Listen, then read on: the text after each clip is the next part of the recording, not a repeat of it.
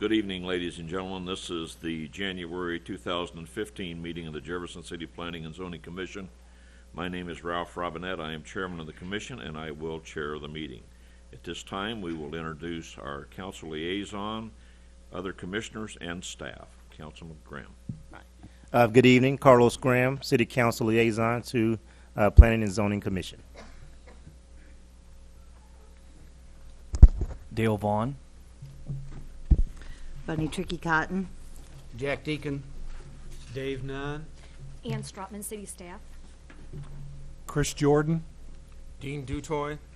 Kevin Thainan. Ron Fitzwater. Shane Wade, City Staff Public Works. Eric Barron, City Staff of the Planning Division. Janice McMillan, Planning and Protective Services. Jeremy Cover, Law Department. City Council authorizes 9 regular members and 3 alternates. Alternates are designated to vote upon the absence or disqualification of a regular member. A quorum of 5 members or alternates is necessary to conduct business. I hereby declare that a quorum is present. Commissioners' absent tonight are Bob George, Michael Lester, Chris Yarnell. Therefore, all alternates can vote tonight. Are there any members who wish to disqualify themselves from voting on any agenda item? Mr. Chairman, I serve on another district out there that involves them all, so I think it's appropriate that I recuse myself from the discussion and from voting.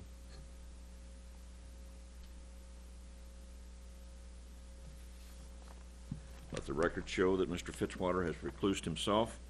Mr. Fitzwater, you're certainly welcome to stay and observe, but you will be not involved in the discussion or the vote, sir.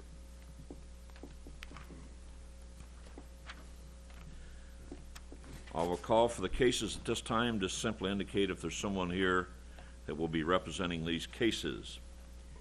Case P15001, 3600 block of Country Club Drive, 3700 block of West Truman Boulevard, rezoning, special exception permit, and preliminary plat. All right, sir. Case P15002, 200 block of Bridge Creek Road, voluntary annexation, zoning plan, and comprehensive planned amendment. Same gentleman. Okay. Do you wish to continue any at this time, or do you want to go forward? We will go forward. Okay. All right. At this time, we will have the format and the order of testimony from staff. Eric. Thank you, Mr. Chairman. I would like to briefly describe the procedures of the Planning Commission. And the proceedings of the meeting are being recorded, so I ask that when you speak, please step to the microphone and give your name and address for the record. After a brief introduction of the case by city staff, the applicants, consultants, and advisors will explain the case. The opening presentation by the applicant shall be limited to 10 minutes. The applicant shall be given 3 additional minutes for closing testimony if the applicant so requests. We will then ask to hear from supporters of the request. We will then ask to hear from opponents of the request. We will then ask to hear from anyone else who wishes to speak on the request. And the testimony from supporters, opponents, or other interested parties shall be limited to 3 minutes each. Rebuttal testimony limited to 5 minutes unless permission is granted by the Commission for additional time. And the city staff will then describe the proposal and make their recommendations on the request. And in order to reduce the time necessary to hear an application, reference to printed material, including the staff reports, applicable findings, ordinances, and our statutes, shall not be read into the record unless directed by the Commission. And the Commission will then close testimony from the floor, and the Commission will then discuss the proposal and then make a motion on the request. And the form of the motion shall be positive. That is, the motion shall be made to accept the request as it is presented or with modifications, stipulations, or conditions. And a final vote then be taken, ayes in favor, nays opposed. And the chairman shall announce the results of the vote, specifying the number of votes cast in favor and the number of votes cast against. And the following documents are entered as exhibits for all items under consideration at this meeting. The City Code as amended, the Comprehensive Plan and Land Use Map, and copies of applications under consideration, a list of property owners to whom notices were sent, the affidavit of publication of the public notice in the newspaper, copies of drawings, plans, and or renderings under consideration, letters or memoranda from staff, the staff reports, the minutes of proceedings, letters, photos, memoranda, or other materials submitted by the public or the applicant, and the rules of procedure for the Jefferson City, Missouri Planning and Zoning Commission. And these items are all public record and are available for inspection in the Department of Planning Protective Services or through the Office of the City Clerk. And please be advised that any items that are presented to the Commission tonight become the property of the Commission. This includes any photographs, drawings, renderings, petitions, and letters. Thank you, Mr. Chairman. We have no request for any continuance, therefore at this time the chair would entertain a motion to adopt the tentative agenda. Have a motion and a second to adopt the agenda. All in favor indicate by saying aye. Aye.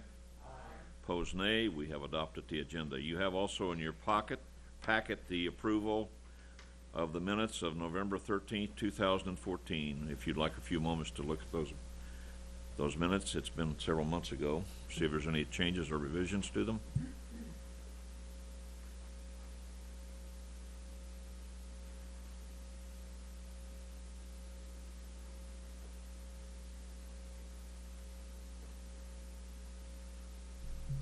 Mr. Chairman, I'd move that we accept the minutes as presented. We have a motion and a second to approve the amendments as presented for the November 2014 meeting. All in favor indicate by saying aye. Aye. All opposed, nay. Motion carries. Minutes are approved. Commissioners, in your packet you have a very voluminous stack of communications that we have received regarding case P15001. At this time, the chair is going to use his discretion and give you all a few moments to look at that packet to see if you have any questions about them.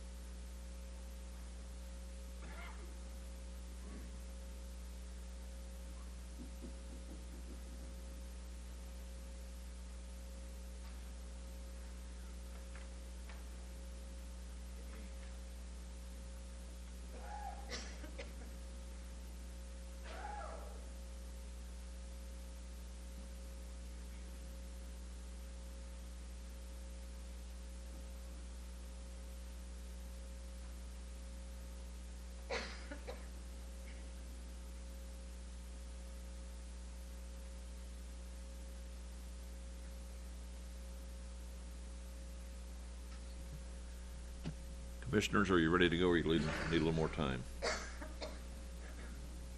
Ready to go. Case P15001, 3600 block of Country Club Drive and 3700 block of West Truman Boulevard rezoning, special exception permit, and preliminary plat. Staff report. Thank you, Mr. Chairman. First, I'd like to mention that this is a rescheduled meeting of the Planning and Zoning Commission. The regular scheduled meeting was 1 week ago. And I appreciate the correspondence we had with you in moving the meeting date in order to accommodate a little bit more communication with the neighborhood surrounding our first proposal tonight. So I'd like to thank you for rearranging your schedules in order to be here tonight. Second, there are 2 cases on the agenda tonight, of course, the first one being the Capitol Mall and the second one being a rezoning case off of Chapel Hill Road with an address of Bridge Creek Road. Just to clarify that there is two different, some of the items within your handouts there pertain to the second case. Also, there is a large amount of correspondence. There and a number of handouts that are in front of you. I'd like to go over them very briefly. A number of these items are located here at the front bench. First, kind of in order, there is the agenda for the meeting, a copy of the staff report for the Capitol Mall case, and then there's a handout prepared by staff that shows an existing arrangement of buffer yards that was put in place by council ordinance back in 1977 at the time of the original development of the mall. You'll see that there's a visual on the front that outlines the boundaries of some of those areas and a description of each area on the back, taken straight from that 1977 council bill. Second, there's been a number of questions about what uses are allowed between the C1 and the C2 zoning districts, as the Capitol Mall case involves a rezoning from between those districts. So staff has prepared a handout that shows the permitted uses within each of these districts. And so you can go down and see the differences. The two are very similar, but there are some differences between them. On the back of the page is a short breakdown of the differences in signage, which are really limited to the height of freestanding signs, as you'll read.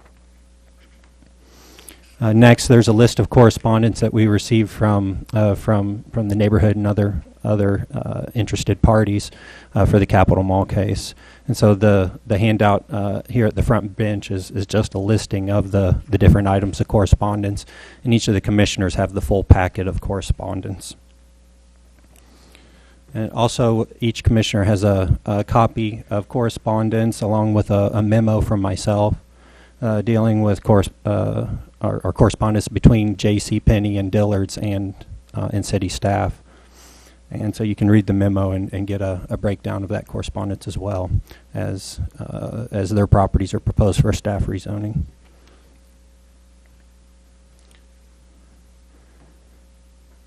It's important to note that there is a revised plan for the Capitol Mall, and so you'll notice that there's this drawing that's before you was handed out by the consultant for the mall property, and is revised from what was included in your emailed packets, and also revised from what has been posted on the internet, and so was received just today. There are full-size copies that are on display in the lobby of this revised plan. So those are the revised plans that are outside the room.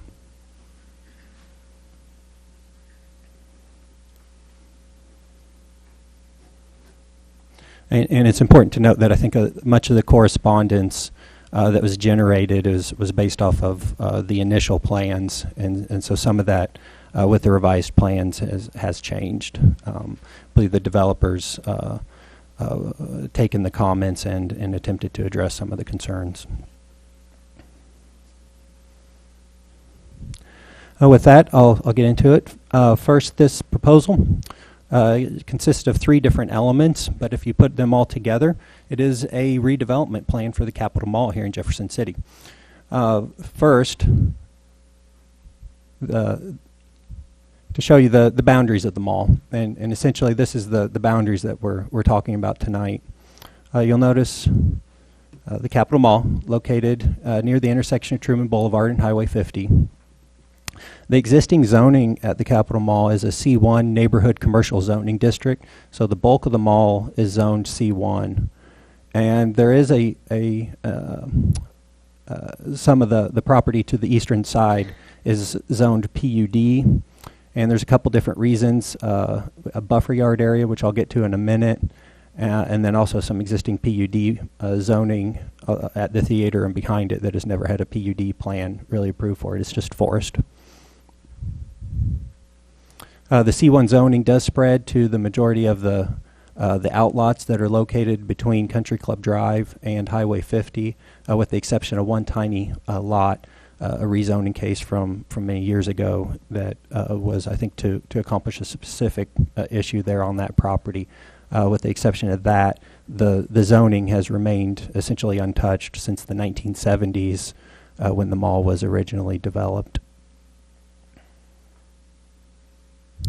The first part of the proposal is a rezoning, and it's broken into two parts: an owner-proposed rezoning and a staff-initiated rezoning.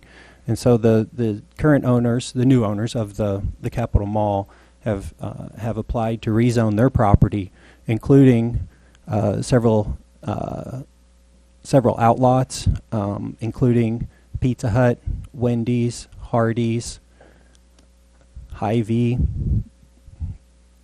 the bulk of the mall, including Sears, which all of these items they own, and also including an outlot that is contained in front of Dillard's, that is a grassy area right now, undeveloped outlot, and an outlot located right next to Red Lobster, again an undeveloped outlot.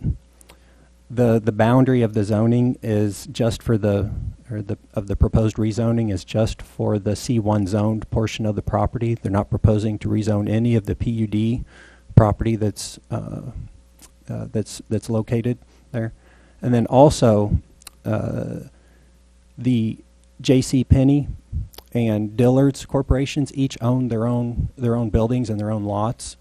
And so in order to unify the zoning of the area, the staff has initiated a staff-initiated rezoning in order to rezone their property from C1 to C2 as well, in order to bring it all in front of you as a unified plan.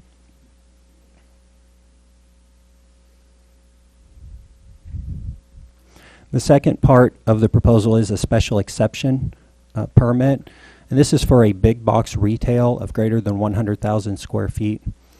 You'll note that over the last several years there have been a number of these that have come in front of this body.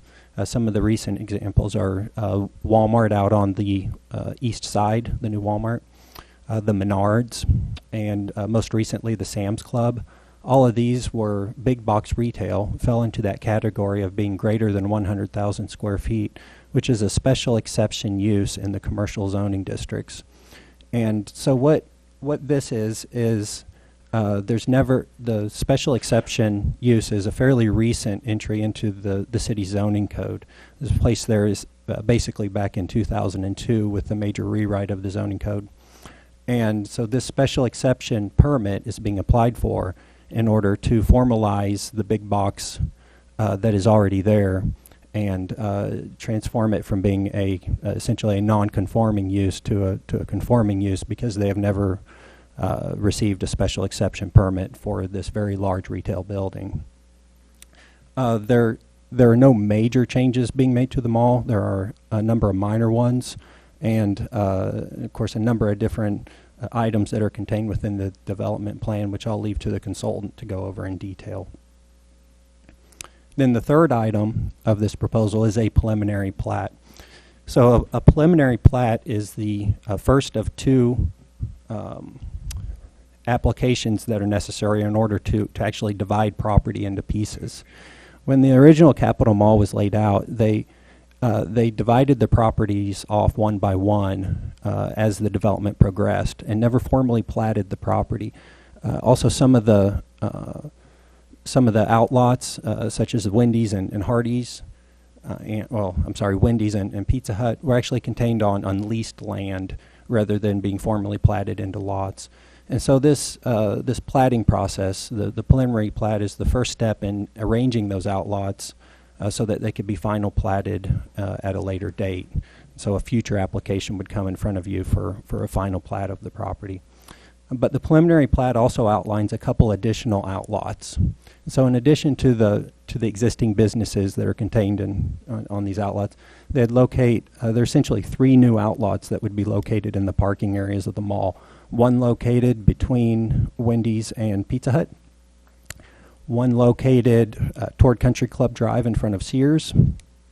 And then one located over toward the, call it the main entrance off of Truman Boulevard.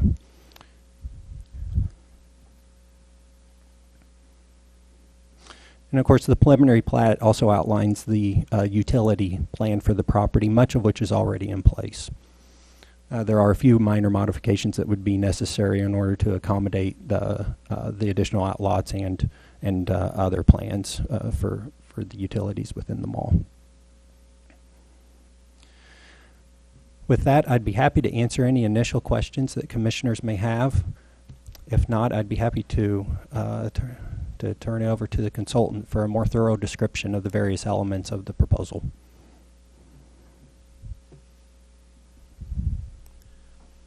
Does anyone have any questions of staff at this time? We'll go forward then. Who is here to present this proposal? And I apologize, Mr. Chairman, there was one other item that I wanted to go over, and I said I would. Many apologies. The existing buffer yard arrangement, which is contained on the handout that I spoke of earlier. I just wanted to point out the various elements of that buffer yard. So back in the 70s, when the mall was originally developed, there was a council ordinance that laid out a pretty extensive buffer yard between this new shopping mall that was being constructed and the adjacent residential area. And it essentially consists of 6 pieces, each being laid out in a different area.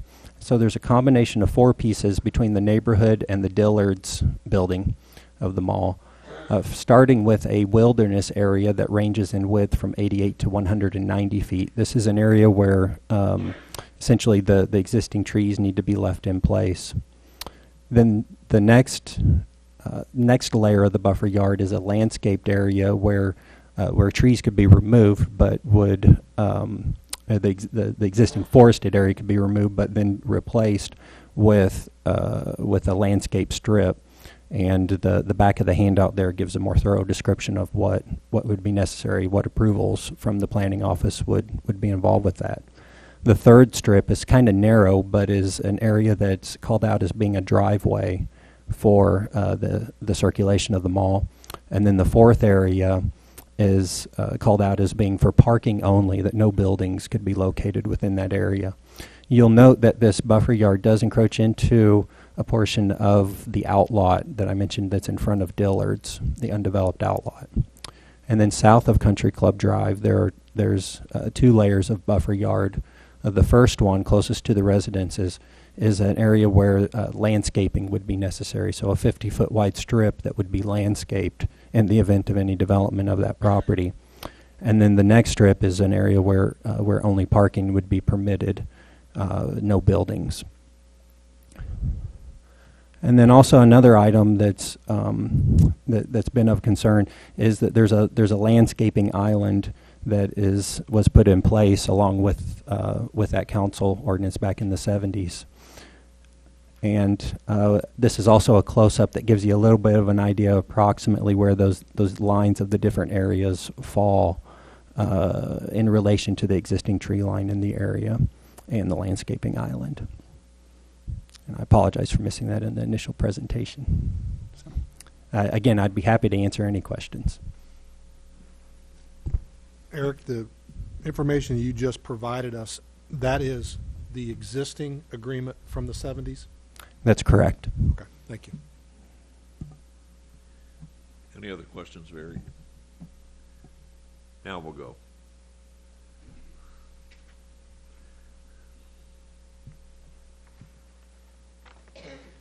Thank you, Mr. Chairman and Commissioners. My name is Paul Sampson with Central Missouri Professional Services, 2500 East McCarty Street. And I'm here to represent the owners of the mall in their presenting the plan of the redevelopment. The major purpose of the redevelopment is to make any necessary improvements to the facilities around the mall to make it a first-class regional retail center. The process of putting this plan together has been a long time in coming. The owners originally acquired the mall in December of 2012. They realized that the mall was being neglected by the previous owners, and they knew that the continued downfall of the mall would have a negative impact on the community. Thank you. After their acquisition of the mall in 2012, they brought in a new management company as well as a new local manager that would share in their vision of what the mall could be. They've been working with city council and city staff to get approval of a community improvement district and tax increment financing district to help fund the improvements of the facility. They've worked with existing tenants and as well as new tenants to develop the plan. They met with city staff numerous times to make sure that the plan conforms with the current city zoning requirements, and we presented the plan to the neighborhood in a meeting last week to gather their input and listen to any of their concerns. The planned improvements will take place over a number of years. The first construction is actually scheduled to take place or to start later this month with the beginning of construction of a new Ross department store. That store is scheduled to open up this summer. That's located at the northwest corner of the mall near where Wilson's Fitness recently vacated. The rest of the improvements to the exterior as well as the interior of the facility will take place over the next 5 to 6 years. The next 1 to 3 years will be focused on the exterior of the building with parking lots, upgrading lighting, new landscaping, new entrance facades on the building, and new signage. Later improvements that'll take place will include updating interior finishes, updating roofing and mechanical systems, and the addition of outlots around the facility to allow for additional development opportunities. With that brief introduction, I'll go over the three specific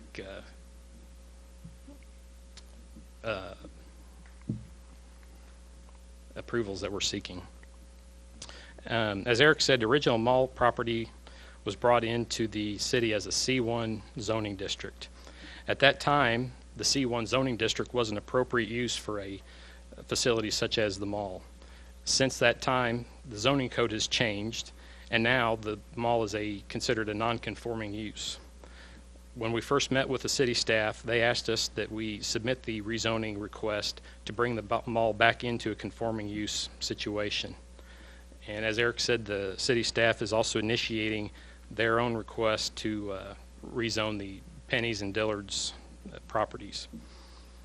The plan that we have submitted also includes rezoning of other properties that are owned by the mall ownership, including the vacant lot next to Red Lobster, as well as the Hardee's lot. Based on the comments that we've received from the neighbors at the neighborhood meeting, we are at this time withdrawing the rezoning request for the vacant lot next to Red Lobster. So that lot will remain a C1 zoning. The next piece of the development plan is the preliminary subdivision plat. And as Eric said, it basically formalizes the boundaries of the parcels that are currently being defined by leases or by splitting of the property through different ownerships of Penny's and Dillard's. The preliminary plat shows 4 outlots in total. The 3 that Eric had mentioned, one at the intersection of Country Club or at Truman Boulevard with the Hy-Vee entrance, one just south of Sears along Country Club Drive, one in between Pizza Hut and Wendy's, and then the final lot, which already exists due to splitting of property with Dillard's, is along Country Club directly south of Dillard's property. With the outlots, there's no specific uses or tenants that are planned at this time. At such time that we do get specific uses for one lot, we'll come back with a final plat subdivision for the entire development. The final piece of the approval is the special exception use permit. That part of the zoning code sets design standards for large retail facilities. As Eric said, the mall was originally developed before these standards existed. And again, city staff asked that we submit the special exception permit to bring the site in line with the current zoning requirements. What I'd like to do now is go through the list of specific design standards that are within the special exception portion of the code. The first part of the code requires the creation of community spaces within the property. As it being a mall, there are significant public spaces that exist within the mall already, public corridors, seating areas, and those type of areas. With the redevelopment plan, the exterior entrance of the malls will be constructed with pedestrian plazas with seating and landscaping at the entrances to make the entrances more welcoming.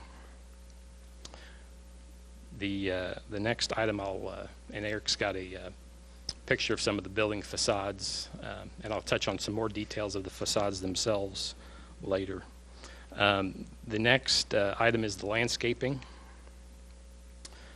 The goals of the landscaping plan are to improve the curb appeal, meet the city requirements of shaded area, and to help provide a breakup of the sea of pavement that currently exists on the site. There'll be planting beds that will be put in along the building itself. Some of those areas are located in front of some planting beds around J.C. Penney's, some of the main entrances, and there's some planting beds along the front of the mall as well between the two main entrances along Country Club Drive. In the parking lot, we'll be adding raised islands to provide areas to plant landscaping trees. We'll be removing over 1 acre of pavement with the addition of these landscaped areas. And basically every row of landscaping, or every row of parking, will have a landscaped island at each end of that parking row. The addition of those islands allows for planting of large canopy trees to provide shading of the parking lot. The entrance drives, 2 entrances along Country Club Drive and the 1 entrance off of Truman Boulevard by the Hy-Vee gas station. Those 3 areas will receive a slightly higher level of landscaping. It'll include the shade trees as well as probably some understory plantings, ornamental trees, and that type of planting material. And then finally, the perimeter driveway around the perimeter of the mall property will be receiving, again, large canopy trees to provide shading and help block views coming out of the mall. Again, there will be a lot of large canopy trees planted at the islands, entrances, and around the perimeter road. The smaller planter beds at the front of the mall entrances and along the main drives will receive ornamental trees, annual and perennial plantings as well. The next item is the buffer yards, and Eric has touched on the 5 zones or 6 zones that were originally set up in with the city council approval of the mall development.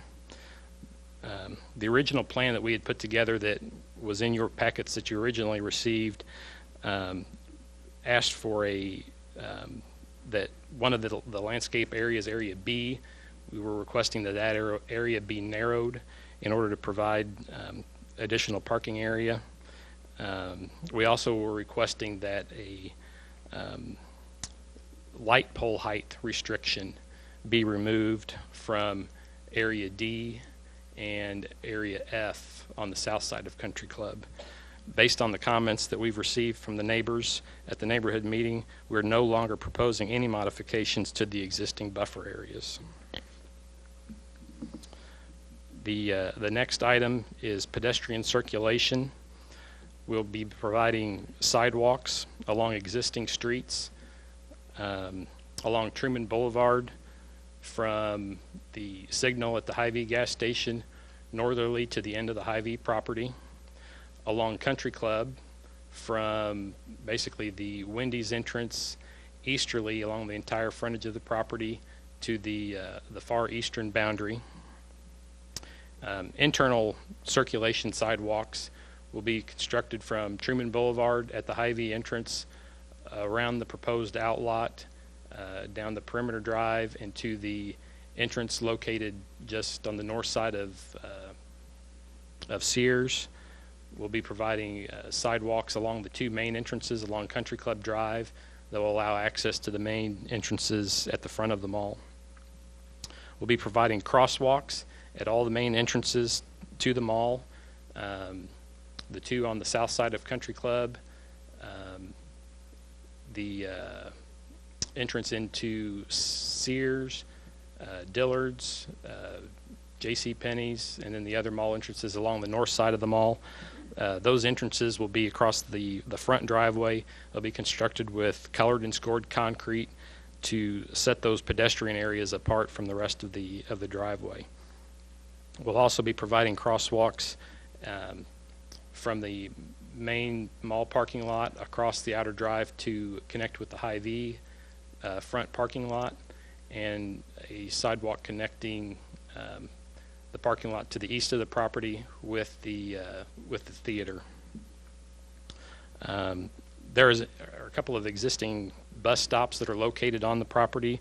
The first bus stop is located at the entrance to Fuji on the east side of the front mall. That bus stop will stay.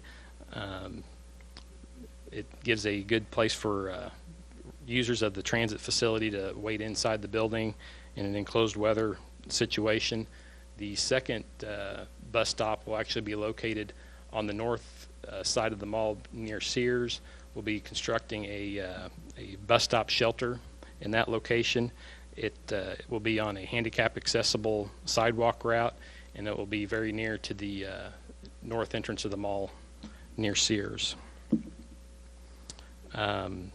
As Eric had up earlier, there will be some improvements made to the building facade entrances themselves.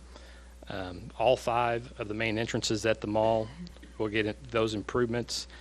The intent is to make the entrances of the mall more open and welcoming, allow more natural light into the entrance.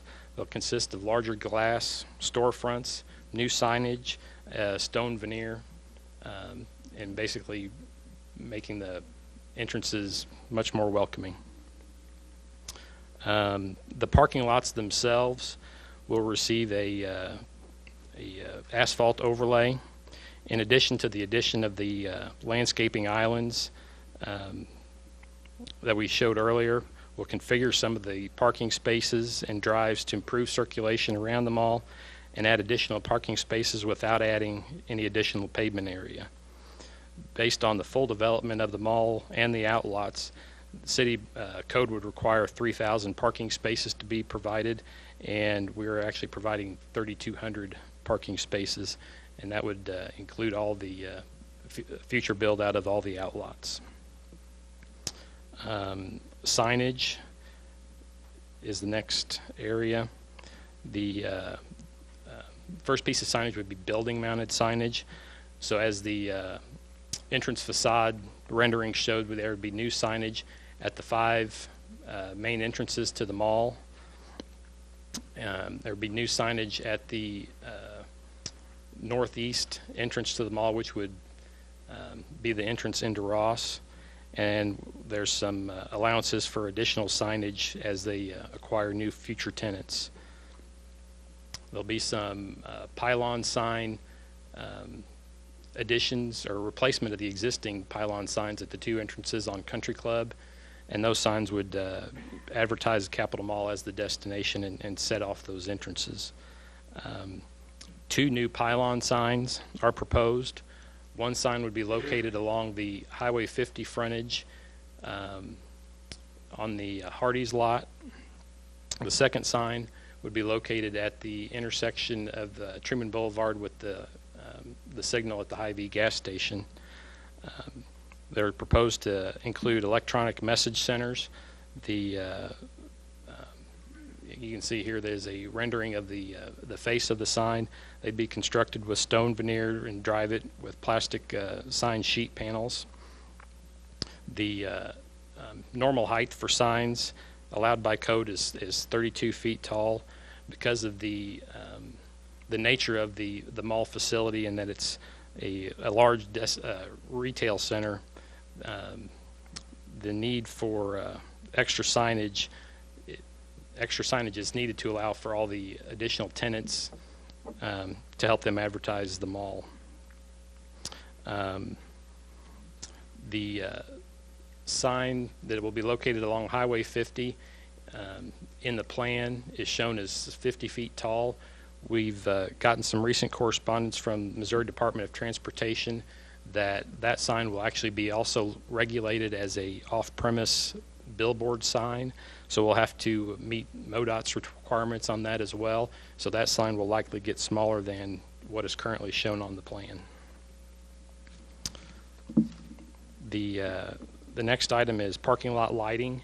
The existing lighting on the facility would be upgraded to high efficiency LED light technology. This new technology is better able to direct light onto the parking lot and having less spillover light into areas which are not needed to be lighted. The lighting will meet requirements of the City of Code, with the exception of the area northwest of the mall, which would be the Ross parking lot.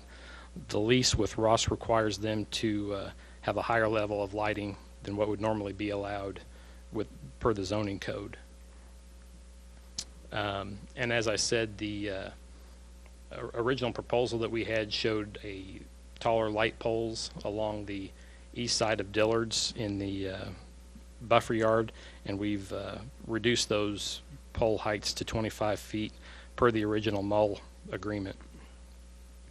One other item of note is the city code will also require that the lighting levels throughout the parking lot be reduced by at least 50% late at night after 10 p.m.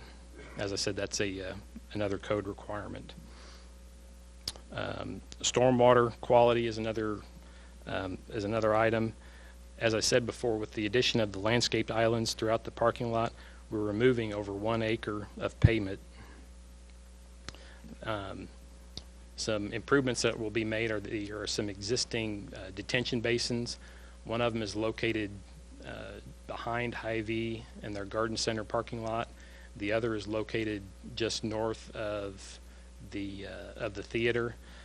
Those the maintenance of those facilities have been neglected for many years, so we'll be removing the trash and debris and excess vegetation from those detention basins. They'll be seeded and mulched, anything that's disturbed, and then the maintenance of those will be incorporated into the mall's routine landscape maintenance program. And also, as we go through submitting detailed construction plans for each phase of the parking lot, improvements will also be including erosion and sediment control plans with those submittals. There will be a need for some utility extensions to serve the 4 proposed outlots. The main item of which would be a sanitary sewer. There exists some sanitary sewer along the northwest corner of the mall.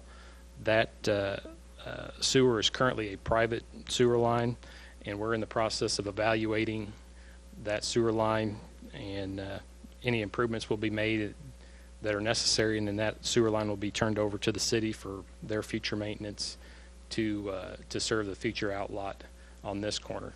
And there'll be some other minor sewer extensions made. As I said, we've received copies of the comments from the Planning and Zoning Commission that they received from the neighboring residents, and the mall ownership is happy to get that feedback. They want to be a good neighbor to the adjacent property owners. And as I said, we've listened to those comments, and kept the landscape buffer that was in the original mall development plan, left it exactly as it is today. And then we've also eliminated the request to increase the pole height along the east side of Dillard's. A couple of other items that have come up in some of the comments that haven't been addressed yet is there's been some comments about the wilderness area and trash and debris that is accumulated in that area. The mall management was unaware of that situation. They were happy to hear those comments, and they've actually been out there cleaning that up within the last few days. And maintenance of that area would also be added into the routine maintenance activities of the landscape people. One other item that was in the original plan that has since been eliminated is the existing landscaped island that's in Country Club Drive. We had originally proposed to modify that landscape island to create a roundabout to provide access to the lot to the south of Country Club Drive. Again, listening to the concerns of the residents, we have taken out that improvement, and the landscape island will remain as it is. One final comment that I've got that is a quick synopsis of the entire development plan. The mall ownership is on a very critical schedule to get the Ross development underway. As I said, their construction is probably going to start next week or the week after, with their final completion being due in January or in June. And they've got contractual obligations that they have to meet with Ross. So with that being said, we would request that the commission approve the proposal of the night, move the proposal on to the city council next month, and start the overall redevelopment plan. So with that was a lot of information, and I'll try to answer any questions. Any questions of Paul? Paul, a couple of things that relate to landscaping. Are there any, the first being, are there any new plantings that are proposed since you're going to leave the existing buffer areas? Are you leaving them as they are, or will there be additional landscaping done in any of those? Those are called out as wilderness areas, and as such would remain wilderness. And will the landscaping, based on what you've seen here, I'm wondering, will that be basically something similar to what's been done out at Stone Ridge? Be very similar. Okay. I would say the landscaping islands themselves will most likely have 2 large canopy trees planted on either end of the island, and then most likely a mulch type ground cover. Some of the higher visibility areas, like I said, the main drives and the planting beds close to the building, they'll probably receive a little bit higher level of landscaping with some ornamental trees, annual perennials, native grass type plantings. And one last question, so I'm not interfering with everybody else. You mentioned a lot of the changes that were made because of the neighborhood meeting, and in reading through a lot of the correspondence, it appears that you've addressed pretty much every concern or the major concerns that have been mentioned in the correspondence. Are there any changes that were requested that you haven't been able to accommodate? The only thing that I could say that there were some comments that requested the exclusion of this north or southeast corner of the property from the rezoning. I think there were some comments that addressed that. And I'll just make a few comments on that. To me, that's really a integral part of the entire mall development. It's, right now it's one piece of property, and to me, that's kind of a spot zoning type deal where you would try to more highly dictate that. Like I said before, the C1 zoning was the mall development was all made with the C1 zoning. At that time, that was a appropriate use for this high-level type retail development, and the buffer areas were set out to accommodate that. The fact that the C1 zoning definition has changed over the years. We're really just trying to bring that back, everything within the original plan as it was to meet current zoning codes. Paul, I have a couple questions, and some of mine you've addressed with Dave, but on the revised plan that you provided us along the Highway 50 highway, you showed a proposed location, then an alternate location. Are you, from your testimony tonight, are you telling us that the alternate location is not something that is a part of this at this point? It is still on the table right now, and I'll go into a little bit of detail on that. With the original mall development, there is a sign easement that was dedicated, and it's actually on the property that is currently occupied by the daycare center just west of Red Lobster. And I said that was in the original development plan. As we started to look at that, that's not really the most ideal place to put a sign due to the bluff along Highway 50 really obscures the visibility of that as you travel west. So the owners are currently really looking at both pieces of property, the sign easement as well as the Hardee's property that they own as possible locations to put that sign. The sign is one of those critical issues, critical timing issues as it relates to Ross. So they're kind of working both avenues at the same time, and hope to soon be able to settle on a specific location. My next question would be is, in discussion about the lighting, and you said the LED and that it's better directed and going to have to be toned down at certain hours of the night. The only portion that can't comply with the city code because of contractual agreements with a tenant is over along Truman and by the gas station and all that.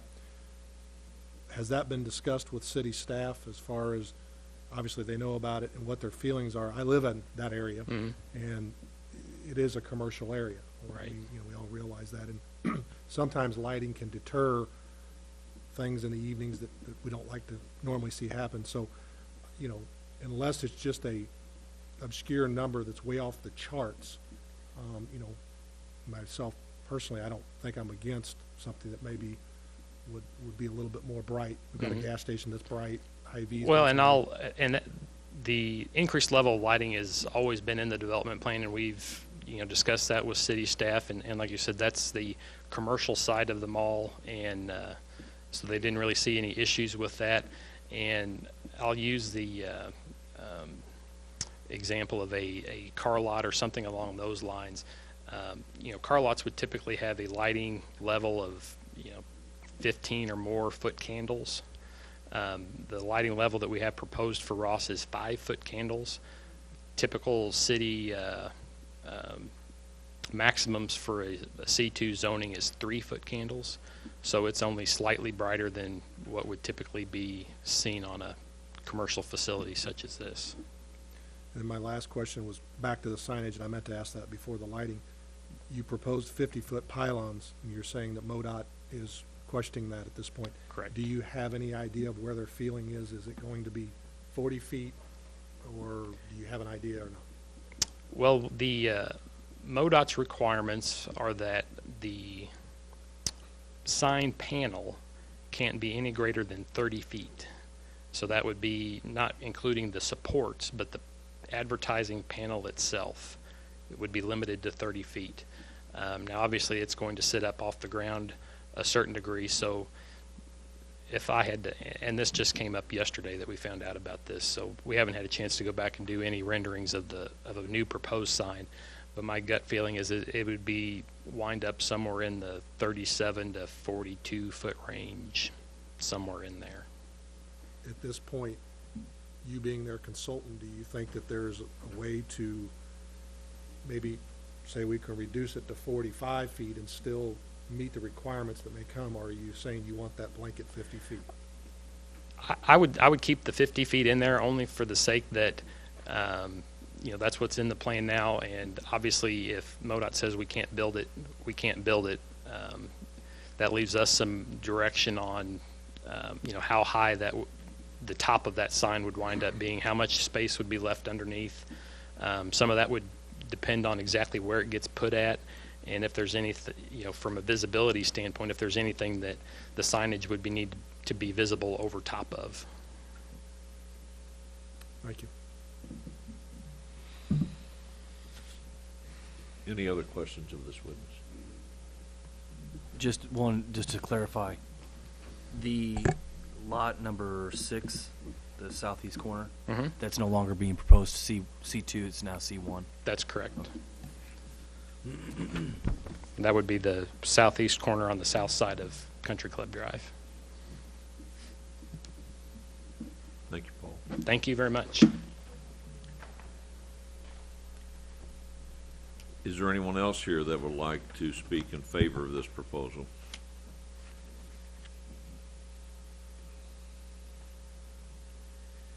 Is there anyone here that would like to speak in opposition to this proposal? Anyone in opposition that would like to speak?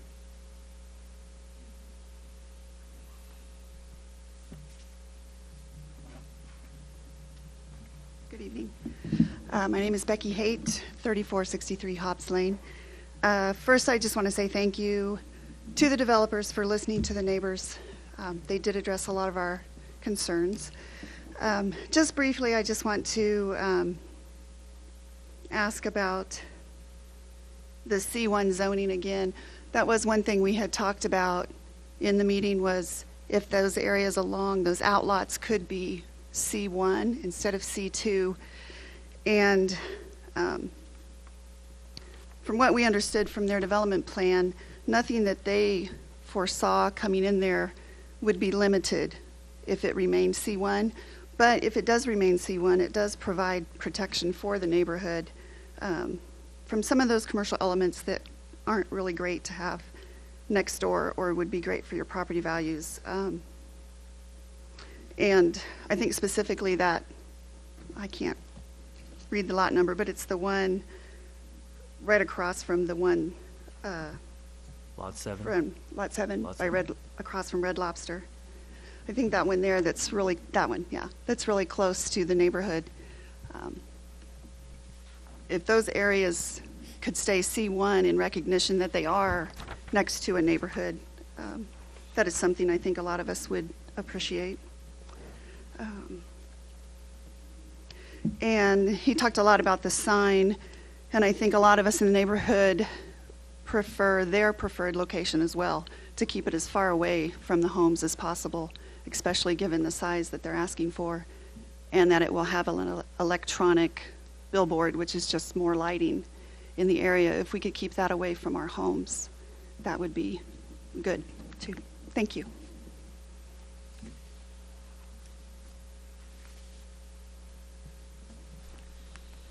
Anyone else that would like to speak in opposition to this proposal?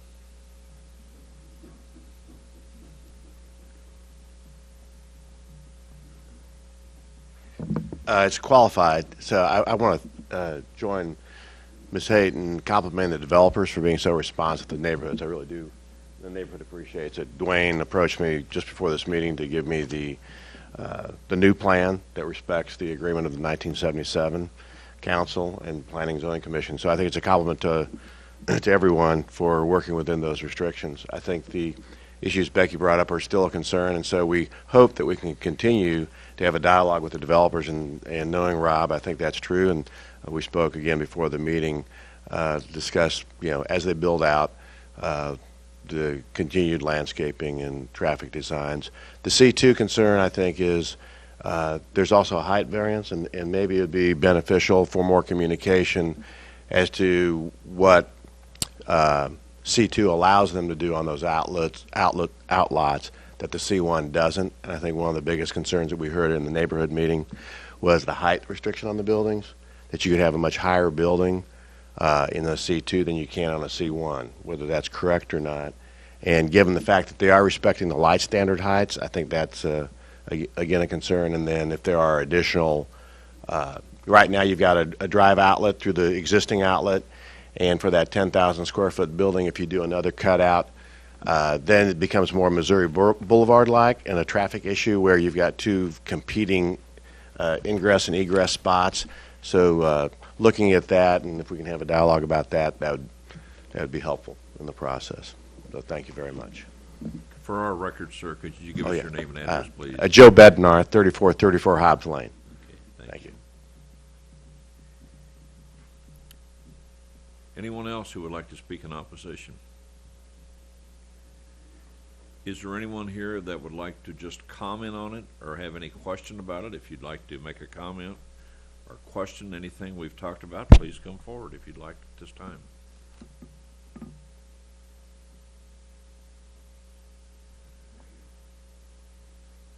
Yes. Can I just ask everyone from the neighborhood to stand up so that everybody knows the amount of involvement the neighborhood has? And again, we want to thank the developers for the responsibility they have. The neighborhood really does mean a lot to us. Thank you. Thank you for coming tonight. We appreciate your interest in your city government.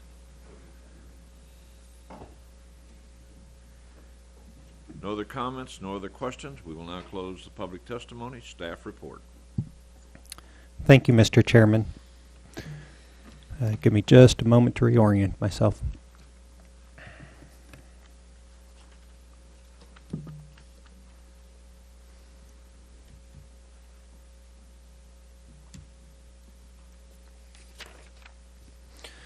I think the consultant's done a very good job at going over the various elements contained within the plan. The staff reports that are contained within your packet also touch on that. Like to start off with the Public Works staff report dealing with infrastructure and other items. Thank you, Eric. Mr. Chairman, I'll be very brief. I believe the consultant has covered the majority of Public Works review in fairly good detail. As indicated, the newest plan indicates no additional improvements to the roadway system.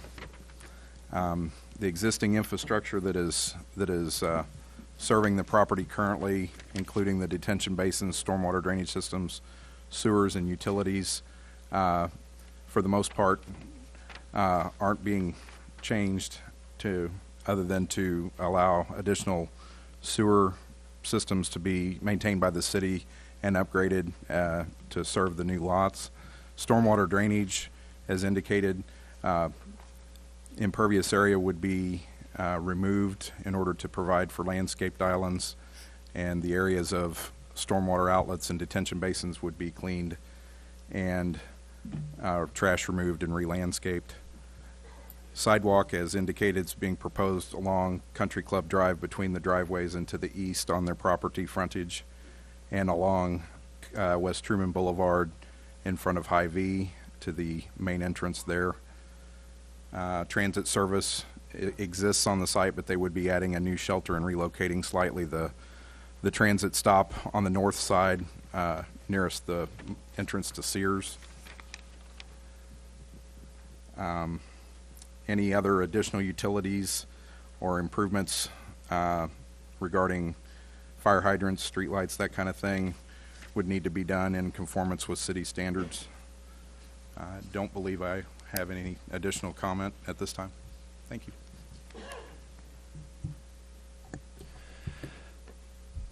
And again, I'll refer to the staff report, the Planning Division staff report, for a more detailed analysis of the various elements of the plan. Other than that, I have prepared a number of responses to these various elements, which I'll go over in no particular order, starting with the signage plan. And so the zoning code calls out that for special exception uses such as big box stores, the signing plan is can be unique for the development and can be approved by the city council. And so it can be approved outside the normal signage regulations. And that's what the property owner, the developer, is proposing here, is a signage plan that is unique for the mall. And then so that's the reasons why it is permissible under that signage plan to propose increased heights and other items. So it is an item that can be approved, recommended through this body and approved by the city council, an increased height for the two signs that are shown above the 32-foot height. And so there's a couple different elements of the signage plan. Let me flip to that slide.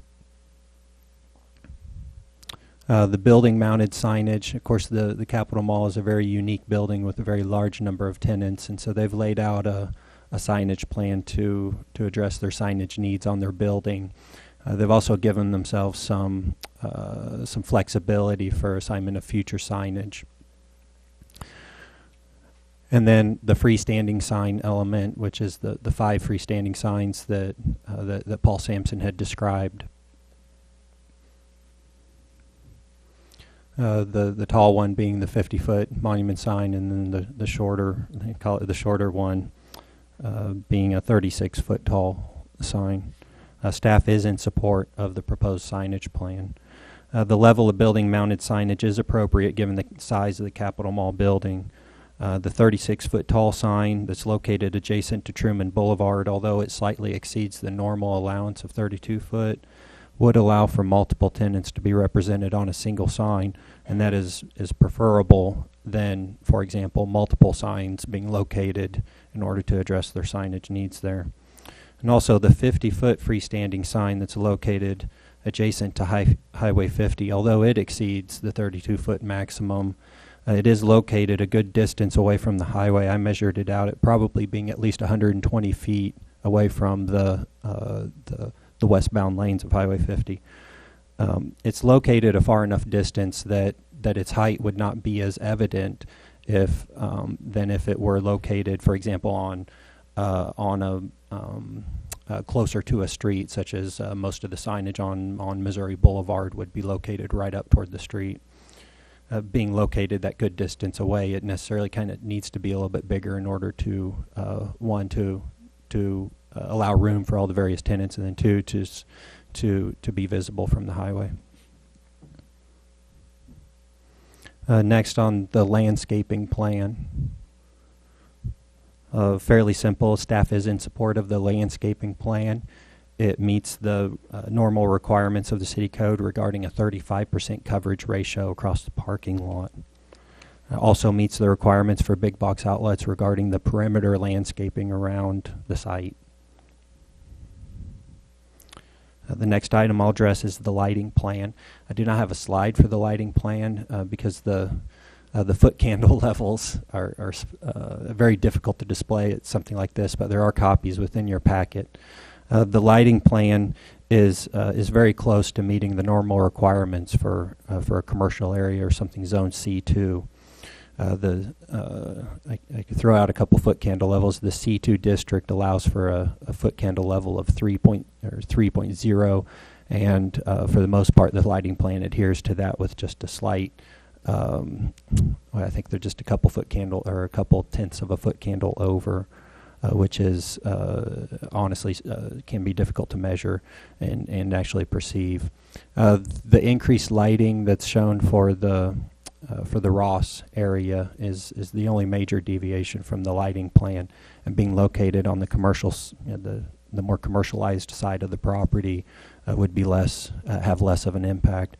And it is also noted that the lighting levels on the Dillard side of the property closest to the neighborhood are slightly reduced from the average across the rest of the parking lot. Again, staff is in support of the proposed lighting plan. The next item I'll touch on is the buffer yard plan, and I think the staff is appreciative of the developer's revised proposal in order to adhere to the normal or to the original buffer yard that was laid out in 1977 with the original development of the mall. And so a lot of work went into this buffer yard back in the 70s, and a lot of the people that live in the neighborhood lived there back then too, and so it seems to be an item that is certainly they have surrounding residents have commented on very much, as you can see within your packets. The next item I'll touch on is the landscaping island. Again, staff I think is appreciative of the developers leaving the landscaping island as is. Again, that is an item that a lot of work went into back in the 70s, and while it's noted that the landscaping island does have a fairly major impact, especially on access to the lot to the south of it next to Red Lobster. And it is possible that future development of that lot could involve some sort of modification or something needed to be done there in order to ensure safe access. But as far as the plan stands today, being left alone.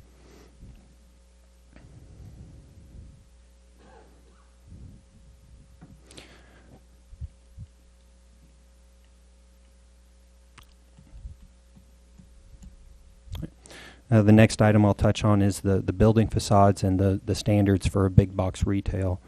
Again, staff is in support of the facade plan, and there's only a couple minor deviations which are noted in the staff report from the normal big box standards.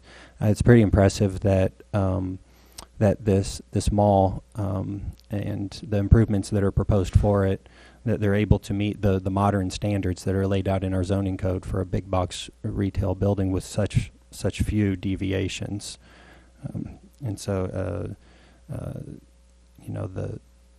the developers and consultants have gone to some length in order to ensure that this mall is being transformed into a very attractive type of development.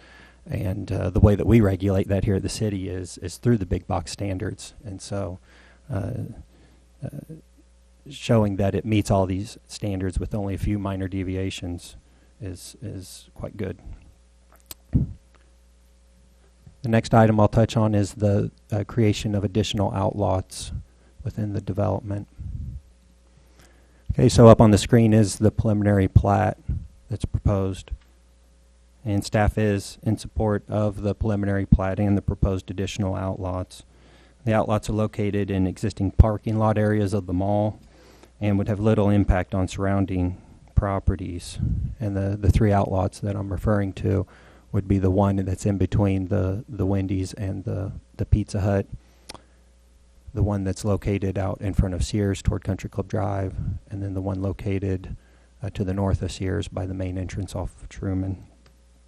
The expected traffic generation from the development of these outlots can be accommodated by the existing street network. The traffic infrastructure was laid out very well back at the original development of the mall. It is noted that on the preliminary plat there are two lots that are being created, lots 3 and 4, which is the theater lot, and then the lot that's consists of the forested area behind the theater. These two lots do not meet the street frontage requirement. However, there is an assortment of cross-access agreements and easements that are in place in order to ensure that these lots have proper utility and traffic access. It's just we need to point out that there would be a variance from this body necessary in order to approve the preliminary plat in order to account for no street access for those lots.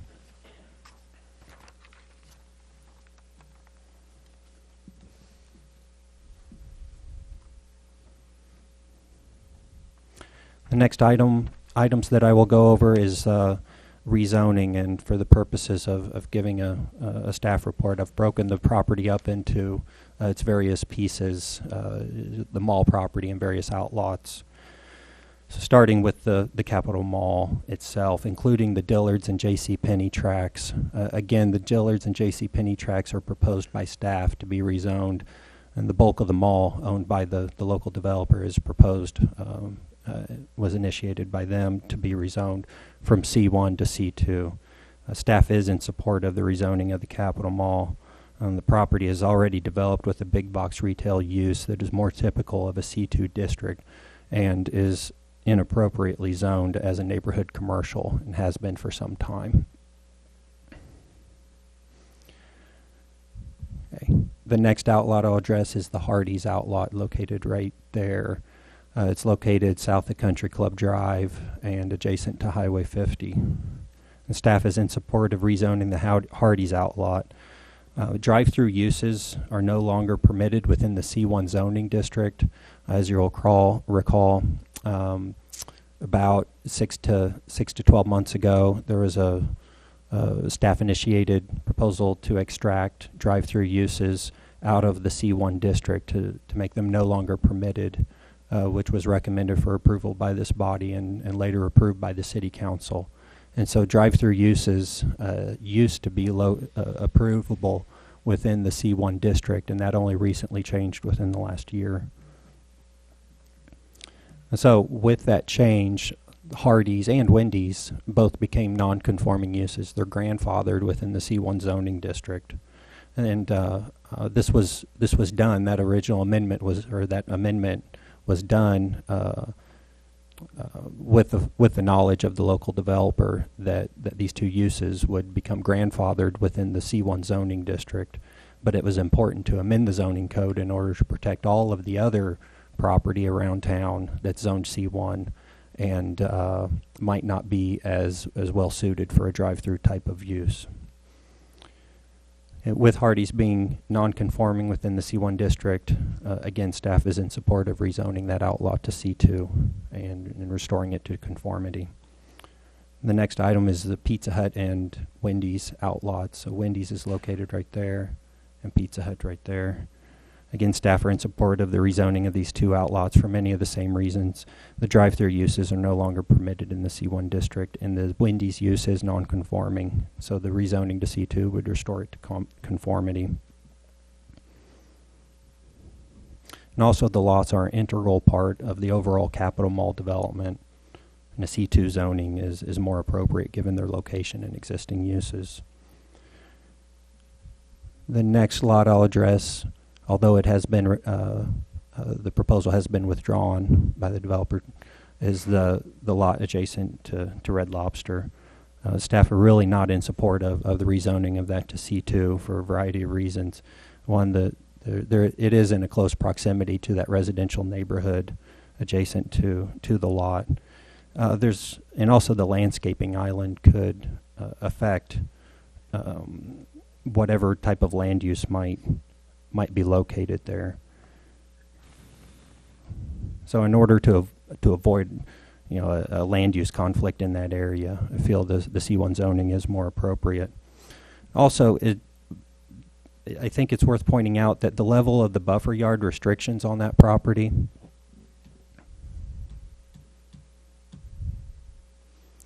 so this is a bit of a close-up that gives a view of this lot, and so this lot highlighted in black areas is the lot that I'm addressing, with a 50-foot landscaping area and then a 50-foot area that is only allowed for a parking lot. That has a pretty, and then along with a landscaping island located out in front of it. Those three items have a pretty serious effect on the developability of that lot. It's remained vacant for many years.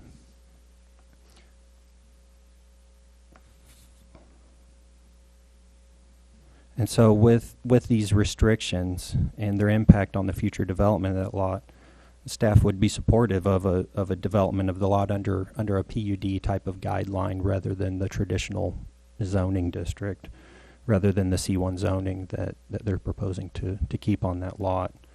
And really what I'm after here is that a development plan for that specific lot might be able to address the concerns of the neighborhood in that area, keeping a good buffer yard and a good screening and separation plan for that lot, while possibly modifying it under a PUD type of plan. That development plan would come before this body, and they would be able to comment on it and see exactly what's proposed. Just a comment that a PUD plan might be in that lot's future.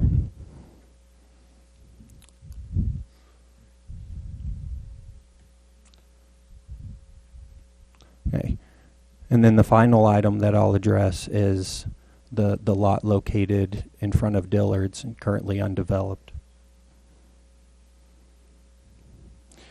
Again, staff are in support of the rezoning of that vacant lot to C2.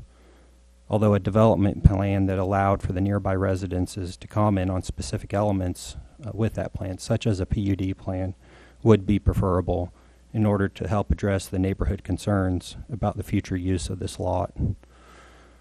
Although the lot is located toward the eastern side of the development near the adjacent residential areas, and several public comments have been received requesting that the lot remain the current C1 zoning. The lot was laid out as part of the existing Capitol Mall development and is separated from the residential area by a substantial buffer yard. And restricting the lot to a lower level of zoning would be difficult to advocate from our staff perspective, considering the existing big box retail use of the mall property and the substantial buffer yard restrictions that have been put in place to separate the use from the adjacent residential area. It's noted that the buffer yard restrictions in place along the eastern side of the mall and even portions of this lot far exceed the normal zoning code buffer yard requirements of the C2 zoning district. There are a couple items that were pointed out by Mr. Sampson in his presentation that the C1 district has transformed over time and has become more restrictive in terms of what commercial uses are allowed within them. And I'd have to say that he is correct in several respects. This mall, which was originally developed within a C1 zoning district, including the various businesses that are located in front of them, the Wendy's, the Hardee's, the Pizza Hut, were all developed under that C1 zoning district, and more recent changes to the zoning code that have extracted, for example, drive-through uses out of that district. Also, the signage requirements or permitted signage within the C1 district is more restrictive than the signage that's allowed in the C2 district. And I think one person that commented just about had it right, that it's the height of the sign that is the difference. Within the C1 district, the maximum height is 10 feet, and within the C2 district it is 32 feet. So there could be future changes within the C1 district to further align the district into a neighborhood commercial. Areas more typical of, for example, the commercial node located at the intersection of Southwest Boulevard and Stadium, a node of offices and accountants. The commercial node located at the intersection of West Main Street and Dix Road, with a newly established pizza place, another restaurant, that the attempts by staff to further transform the C1 district into being accommodative of those types of nodes could affect the future development potential of this lot.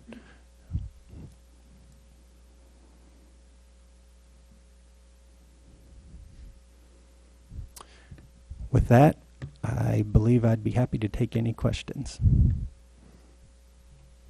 Any questions of staff? Dave? Eric, I'd like to kind of make a comment about the zoning and then see if you agree with that or if there's any corrections on those comments you want to make.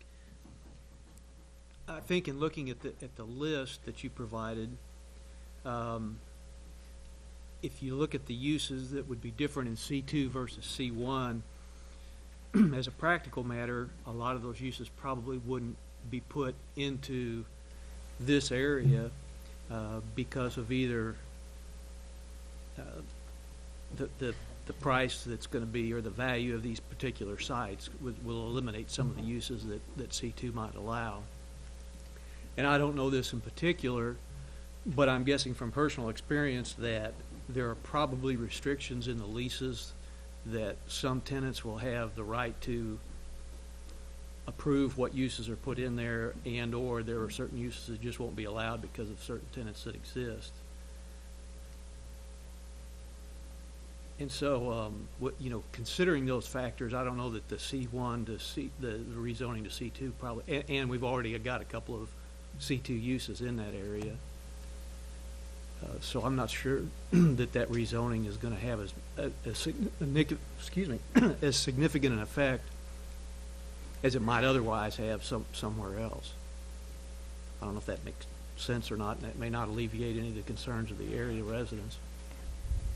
And just to add on a little bit, that again, there were a number of comments that came from the surrounding residences about the zoning of that specific lot, and while the staff position would be supportive of the request to rezone that lot to C2, along with the bulk of the Capitol Mall, and knowing that they're proposing a redevelopment plan for the entirety of the mall and making some good changes there.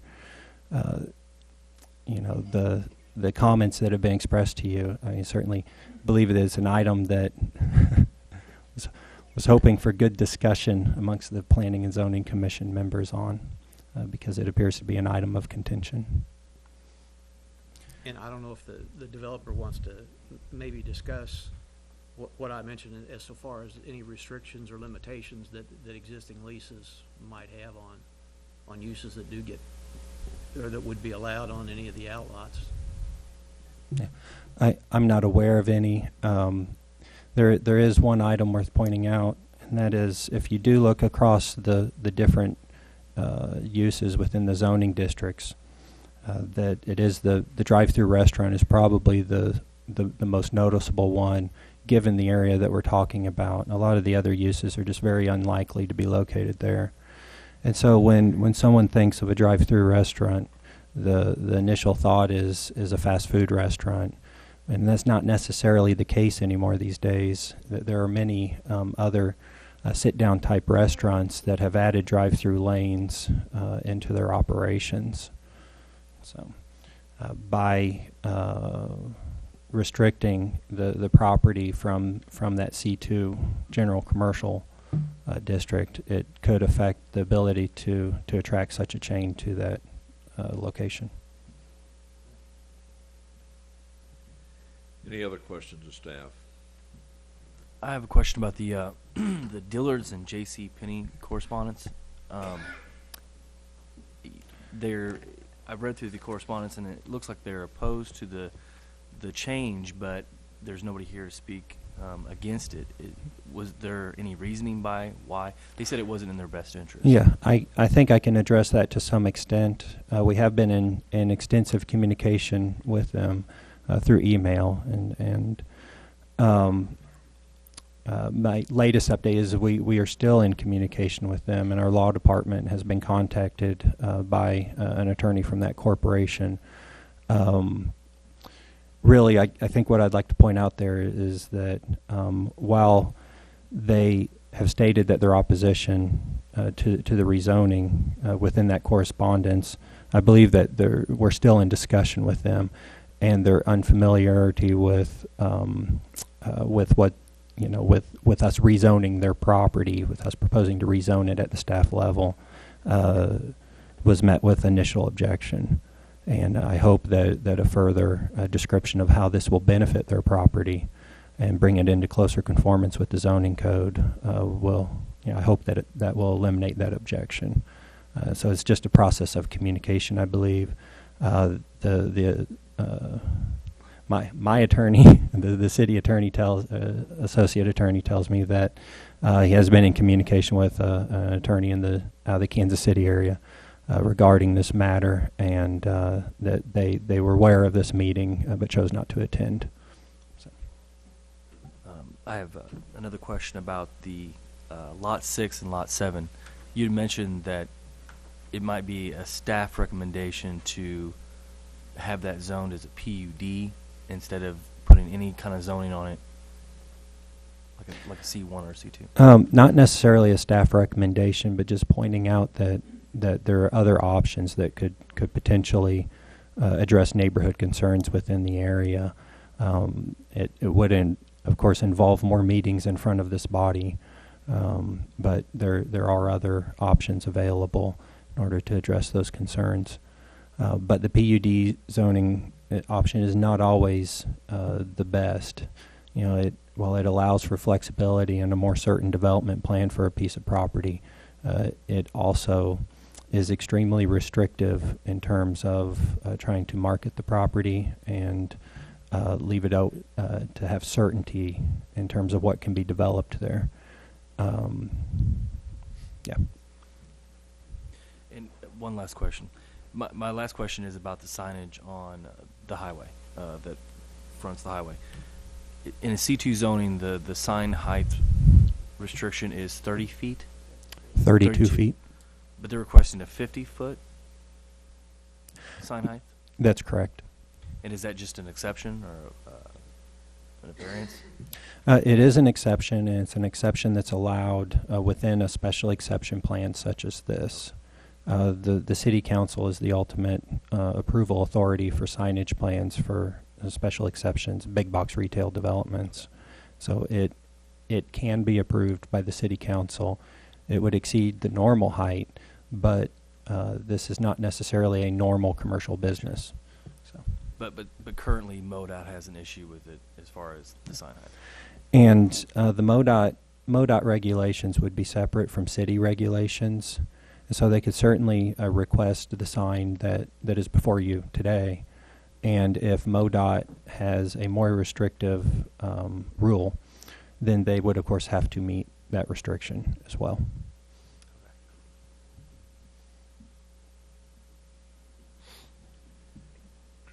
Any other questions of staff? Discussion by commissioners. Are we going to do these motions individually? Yes. Okay. That was Quick question on the motion for rezoning. Is that going to be then with the exception of that portion east of Red Lobster on the? Yeah. That's been removed. That's been removed, so it's no longer a part of the motion, Dave. Is that correct? We'd probably request that the motion include to accept the revised application presented tonight.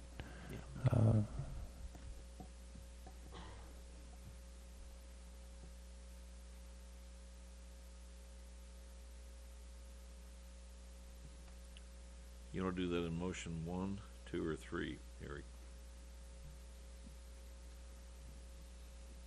I prefer for the rezoning to occur first. Okay. All right. Well, we're going to do this in 3 motions, so who would like to take on the first motion? I'll do that, Mr. Chairman.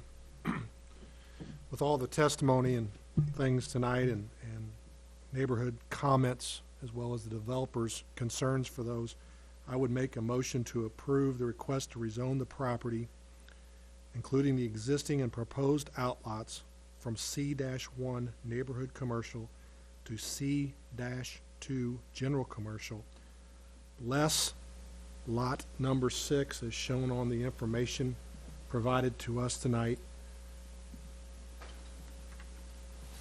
I second that motion. We have a motion and a second.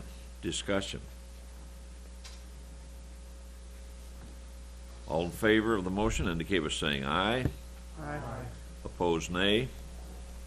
Motion passes unanimous. Chris, you want to try motion 2? If you'd like for me to. Motion 2. Motion for the approval of the special exception use permit with the following conditions. The electronic message center to adhere to Chapter 3. And the second, the noted exceptions of parking lot separation and parking lot lighting approved as outlined with the plan. Do you need anything else with that, Eric? I'm not aware of any other stipulations that need to be added to that. I think I failed to explain the electronic message centers within my presentation. The city code, Chapter 3, does allow for electronic message centers with signs. There are regulations regarding how bright they can be and how often they can change message. The message change can occur at one screen per 4 seconds. And the sign cannot scroll or move or flash.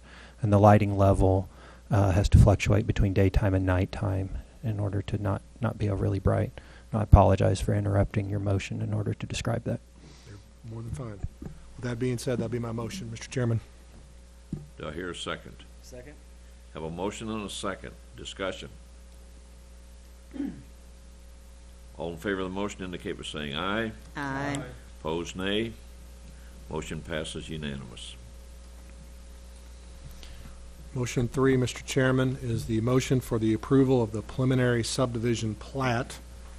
And with that being said, the only comment that I would make, and it's not necessarily a restriction, but as staff has mentioned, that potentially when those lots are developed, that developers pay extra attention to the neighborhood concerns and the items that were taking place in the 70s for Lot 7 and Lot 6. But my motion is for the preliminary approval of the subdivision plat. There was one item I was hoping to add to that, and that is a variance for the street frontage requirement for lots 3 and 4, as mentioned in the presentation.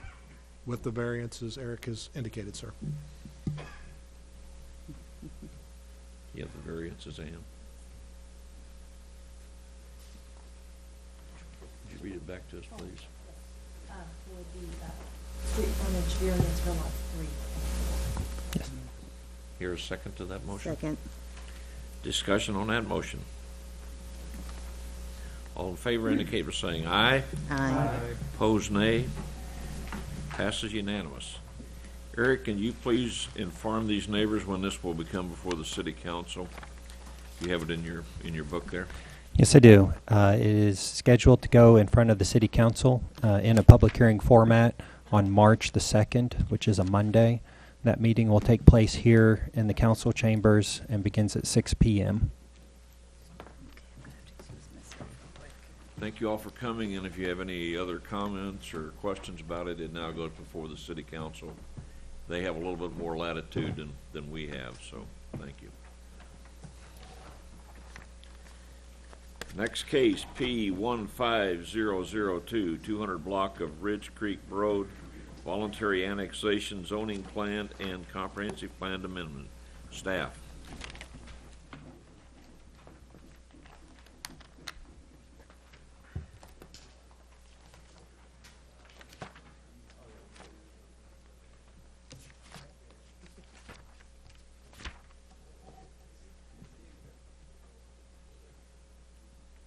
Thank you, Mr. Chairman. First, to orient you to the location of this request. Up on the screen is a map of this portion of the city. Let me point out a few major roads. There's West Truman Boulevard, located toward the bottom of the map, Scott Station Road, and then to access the property, you'd actually, from Truman Boulevard, go up Scott Station Road and turn onto Chapel Hill Road. This short section of street located right there along the edge of the property is called Bridge Creek Road. The name doesn't show up on the map. But this is a 15-acre piece of property that's proposed for voluntary annexation into the corporate limits of the city of Jefferson. In order to proceed with an annexation first, a zoning plan needs to be developed for the property. The proposal is to apply an RA2, a high-density residential zoning for the property. And in order to support that rezoning, an amendment to the comprehensive plan would need to be made. Currently, the property is designated as being intended for low-density residential. You'll notice some of the existing surrounding land uses. Well, first to point out the city limit line, which is located in yellow, and goes along the boundaries of the property, and there along Chapel Hill Road. And so the residential area located there on Rock Beacon Road, north and south Rock Beacon Road, is located in unincorporated Cole County, as is the agricultural property to the north of the subject property. There's a single-family residential zoning district to the east, To the south, there are some industrial type of uses and also a water tower owned by a public water supply district. To the west, in addition to the unincorporated residential area, there is an existing Chapel Hill Commons property, which is senior housing. Here's an air photo that gives a little bit closer view of the property.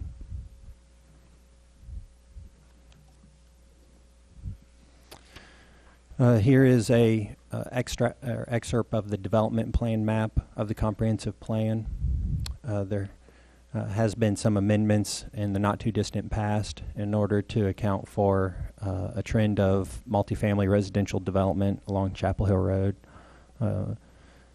When the comprehensive plan was originally adopted back in 1996, and is approaching being 20 years old, this area was highlighted as being intended for low-density residential development. Well, a lot's changed in that area since then. As I mentioned, there's a trend toward this the senior housing multifamily type development, and so this proposal is to continue that trend.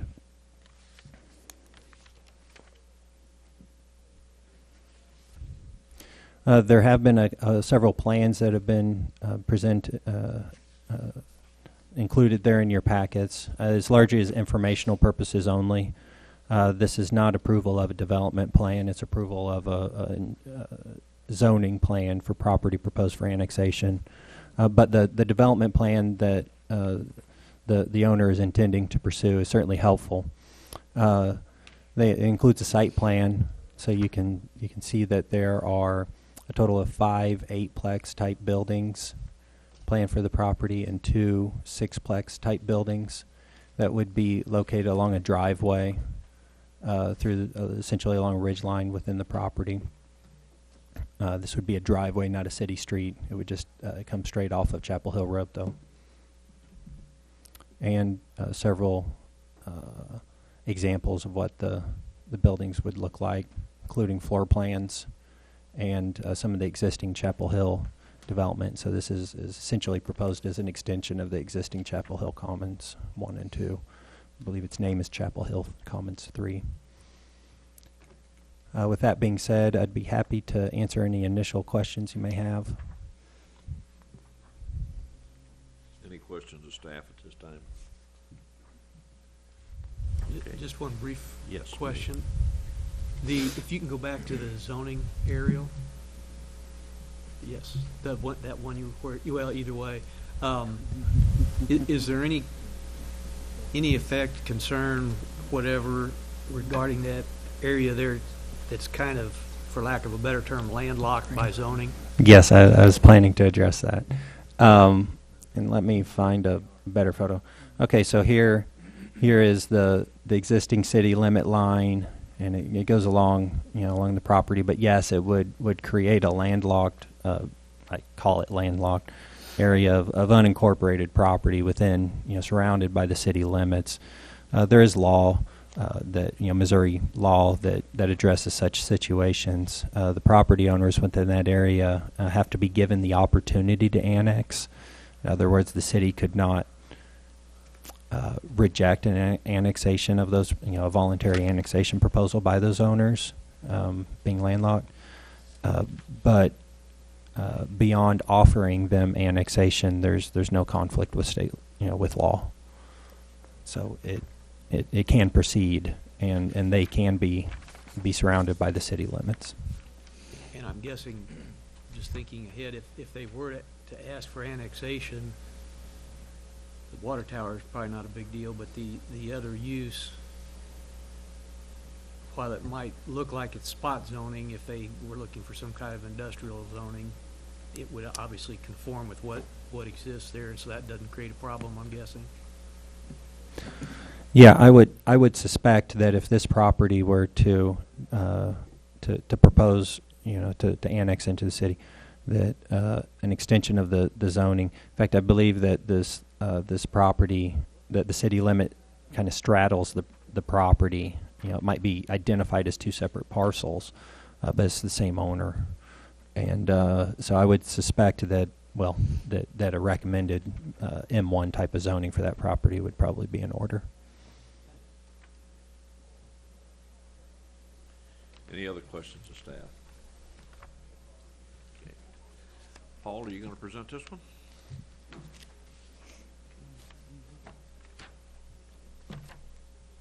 Thank you, Mr. Chairman. My name is Paul Sampson, Central Missouri Professional Services, 2500 East McCarty Street. What I would like to do before I get into some of the details of the site plan is have Mr. Chuck Pierce come up and describe the actual development, I'll call it the purpose and need of extension of the existing development.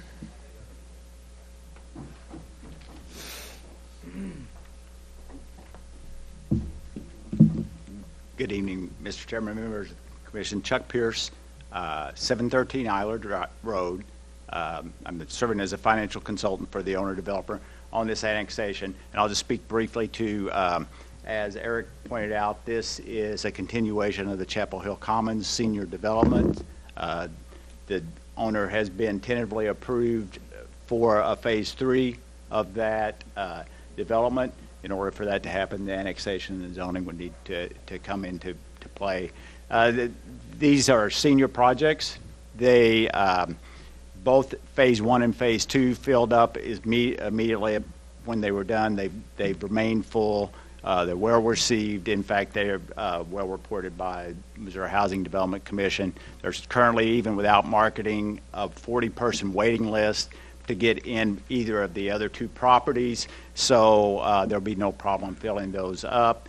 These projects are regulated by the Missouri Housing Development Commission. They have annual inspections. They are limited as to age and income limits for the tenants, and then once developed are restricted by deed, so literally what you see is what you get on these development plans for about 30 years before they can change to anything else.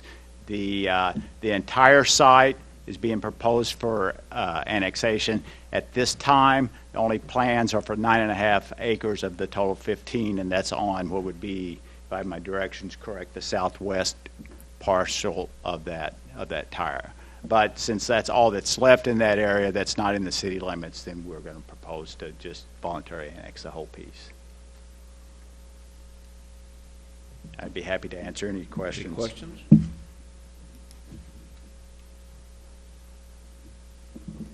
Thank you.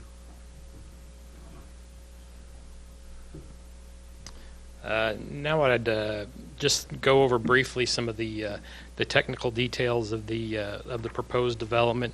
There are 52 two-bedroom apartments, and as well as a community building for use by the residents.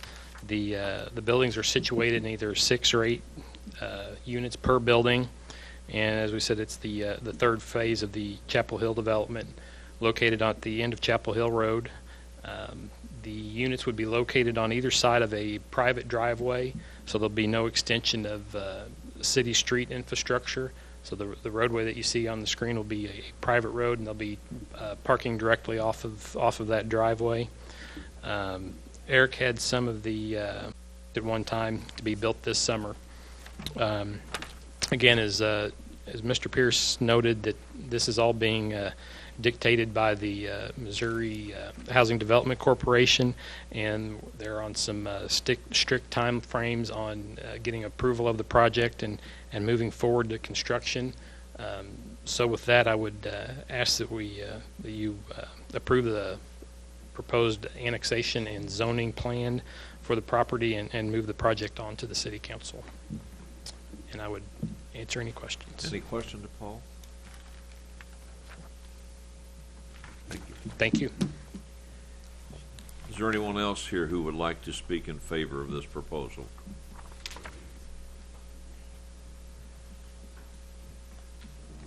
Is there anyone here who would like to speak in opposition to this proposal?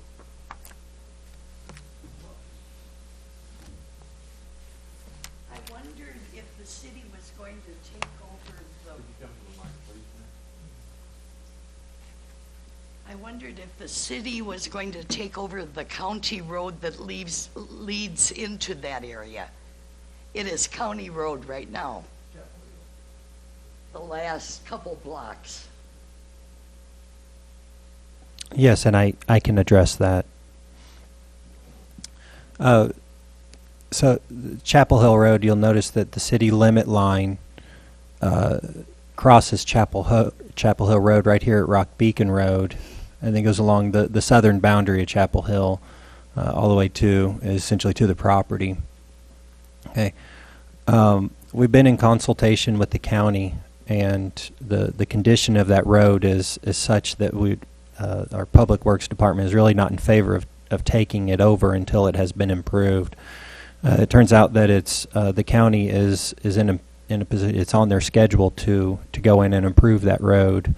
It's in somewhat rough shape, and so the plan is to come back later with an annexation of the road right of way after the county has had an opportunity to improve it up to a better standard, and that goes for the same for the section of roadway right there adjacent to the property. Ma'am, could you give us your name and address for our records, please? 3409 North Rock Beacon. We're behind. Okay, and your name, ma'am? Jefferson.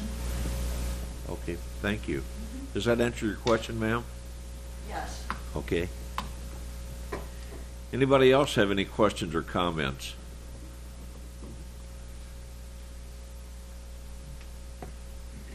At this point, it's a comment.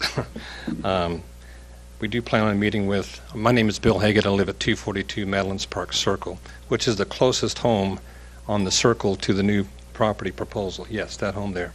And I'm kind of speaking for the whole curve there. A lot of people couldn't be here tonight, but they plan to be here at other meetings. The one thing the map doesn't show you is a lot of woods and a lot of areas that drain. There's a natural watershed that's very significant, severe in that the lower portion of that rectangle, if you could point it out, in that area there, which runs to the very back of my property and some other properties down there. The concern is if that were to be changed in any way, if it were plowed down and changed, it would probably make a lot of flooding and further washed out areas in the back of those properties.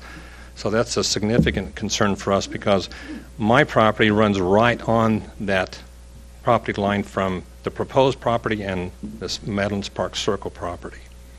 The other thing it doesn't show is it's a natural amphitheater. Any noise up there is absolutely magnified tenfold. So I don't know how you control that with a high density population proposal for that area.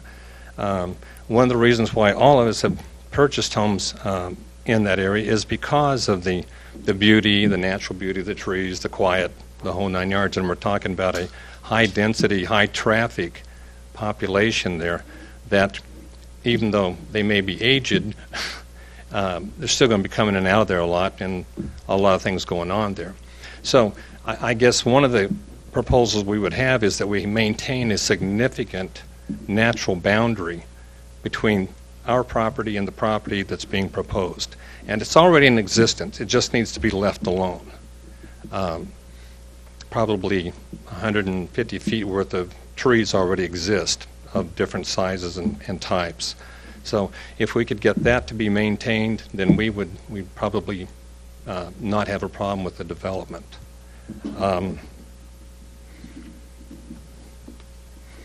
It also cut down on that sound issue that's going to be prevalent if that's all developed. So hopefully they'll take that into consideration. The watershed, if they try to change that, that's a major concern for the property owners because it drains a certain way now. If you go in there and push trees out and change the contour of the soil, then we're going to have problems.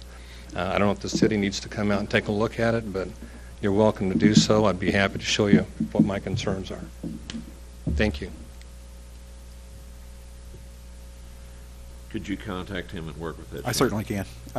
Don Fontana is our stormwater engineer, and I can get in touch with him, and we can come take a look at the situation. City engineering will be glad to visit with you on that, sir. Any other comments or questions? Seeing none, we'll close testimony. Staff report. Thank you, Mr. Chairman. I'll reference the staff report and the analysis that's contained within it. And again, the staff recommendation comes in two parts. First, the comprehensive plan amendment. The staff recommends approval of the comprehensive plan amendment. And currently, the incorporated portion of this property is identified as low-density residential development on the development plan map of the comprehensive plan, which again is shown up on the screen for your reference.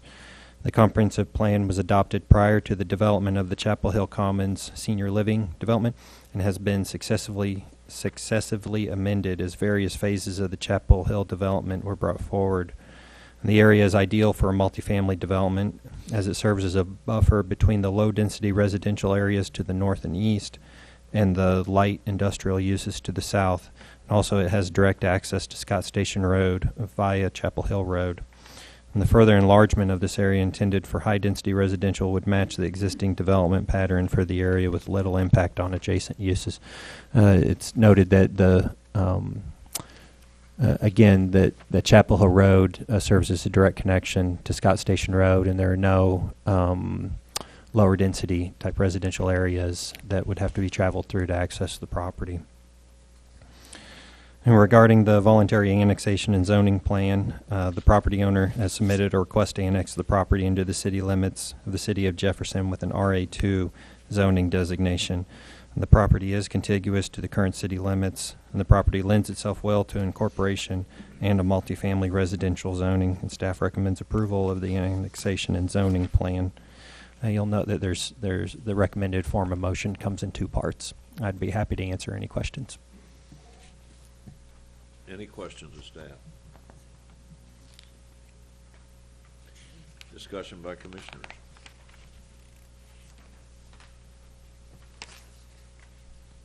We're ready for the motions, and who would like to take those on? I would make a motion that we approve the comprehensive plan amendment to show the property as high-density residential on the development plan map of the comprehensive plan. Have a motion. Do I hear a second? Motion and a second. Discussion. All in favor indicate by saying aye. Aye. Opposed, nay. Motion passes unanimous. Second motion, Dave. I'd move that we approve the annexation request and the zoning plan that's established under the RA2 zoning for that unincorporated portion of the property. Have a motion and a second. Discussion. All in favor of the motion indicate by saying aye. Aye. Opposed, nay. Motion passes unanimous. Other business. Scheduled reports. Michael isn't here tonight. Do we have an environmental report from anyone? No, I don't believe so. Okay, do we have any other reports? Any other comments? It's been a rather long meeting. Thank you, Yes. commissioners. Thank you, staff. Thank We're you. adjourned. See you next month.